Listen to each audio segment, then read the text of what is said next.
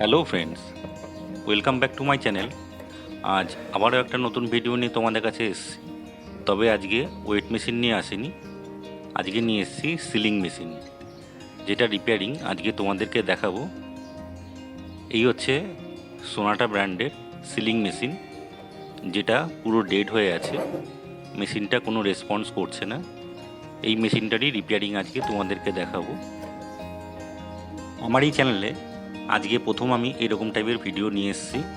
যদি ভিডিওটা ভালো লাগে অবশ্যই একটা লাইক করে দেবে, আর নতুন বন্ধুরা যারা তোমরা ভিডিওটা দেখছো তারা একবার চ্যানেলটিকে সাবস্ক্রাইব করে দেবে। আশা করি ভিডিওটা তোমাদের ভালো লাগবে আর তোমাদের খুব কাজে লাগবে। তো ভিডিওটা আমি শুরু করছি। এখানে আমার কাছে এই যে মেশিনটা রয়েছে, এই মেশিনটা কোনো রকম রেসপন্স করছে না। তো ভিডিওটা দেখতে থাকো তোমরা। এই সিলিং মেশিনটা খুলতে গেলে এর পেছনে চার কোণায় চারটে স্ক্রু লাগানো আছে। এই এখানে যে স্ক্রুগুলো দেখা যাচ্ছে, চার কোণায় চারটে স্ক্রু, এই স্ক্রুগুলো খুলতে হবে প্রথমে। তবে এর পেছনের যে ব্যাক কভারটা আছে, এই ব্যাক কভারটা খুলে যাবে। আমি একটা স্ক্রুড্রাইভার নিয়ে এর যে পেছনে ব্যাক কভারটা আছে, এই ব্যাক কভারটা খোলার জন্য এই স্ক্রুগুলোকে খুলব।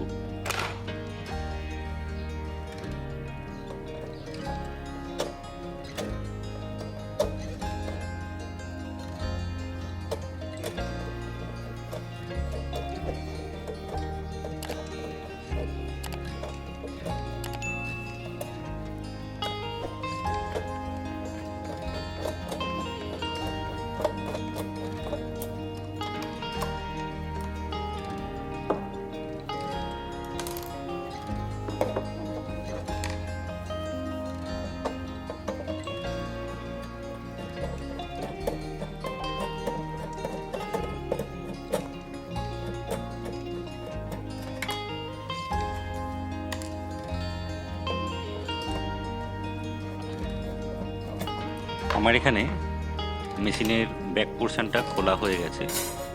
এই হচ্ছে মেশিনের ব্যাক পোর্শন, যেটার ভেতর দিয়ে মেশিনের ইনার পার্টগুলো সব দেখা যাচ্ছে। যে ভেতরে কি আছে এগুলো সব দেখা যাচ্ছে।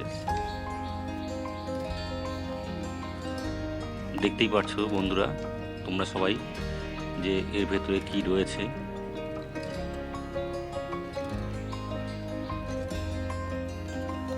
এটা হচ্ছে সার্কিট রয়েছে একটা, আর ভেতরে একটা ট্রান্সফর্মার রয়েছে যেটার সাহায্যে হিট হয়, আর এই পাশে একটা অন অফ সুইচ রয়েছে। এই যে এখানে একটা অন অফ সুইচ দেখা যাচ্ছে। এই অন অফ সুইচটা অন হলেই তবে মেশিনটা চালু হয়।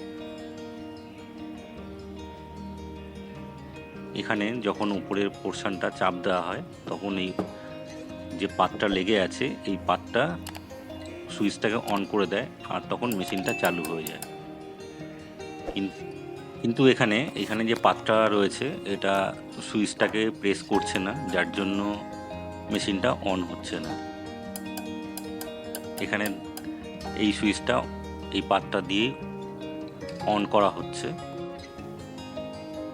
এখানে একটা বার্জার দেওয়া হচ্ছে।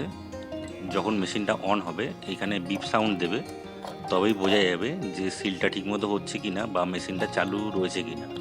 এই হচ্ছে বার্জার। যখনই উপরে পোর্শনটা প্রেস করা হবে তখনই ওই বার্জারটা বাজতে শুরু করবে। আমি মেশিনটা চালানোর জন্য প্লাগটাকে এসিতে দিয়েছি। এবার এখানে যে সুইচটা আছে ওই সুইচটাকে একবার অন করে দেখব। এখানে প্রেস করলে বার্জারটা বেজে উঠছে।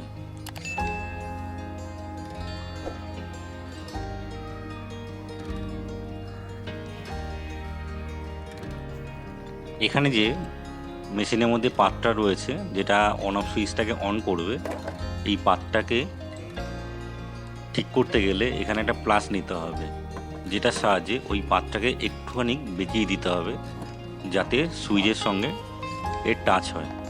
তো আমি একটা প্লাস নিয়েছি, প্লাস নিয়ে ওই পাতটাকে একটু বেঁকিয়ে দিয়েছি যাতে কিনা সুইচটা অন হয়। তো আমার এই পাতটাকে বেঁকানো হয়ে গেছে। এবার আমি একবার সুইচটাকে প্রেস করে দেখব যে এটা অন হচ্ছে কিনা।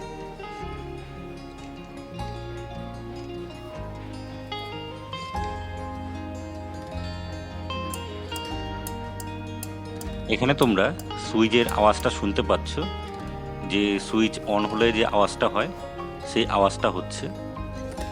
এবার আমি এটাকে ইলেকট্রিকে দিয়ে দেখব যে এটা ঠিকমতো কাজ করছে কিনা।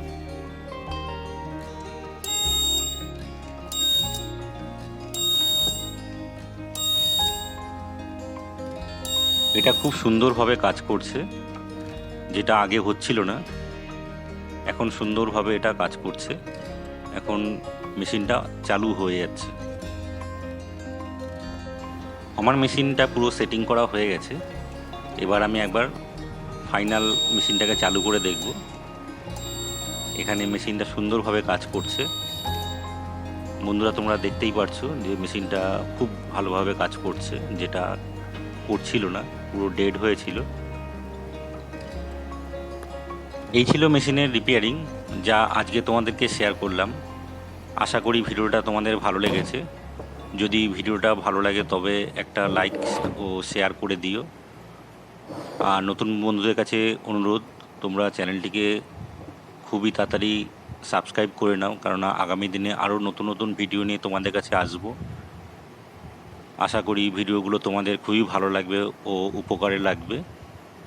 এখান থেকে তোমরা অনেক কিছুই জানতে ও শিখতে পারবে। তবে আজকের মতন ভিডিওটা এখানেই শেষ করছি। দেখা হচ্ছে পরের ভিডিওতে খুব তাড়াতাড়ি।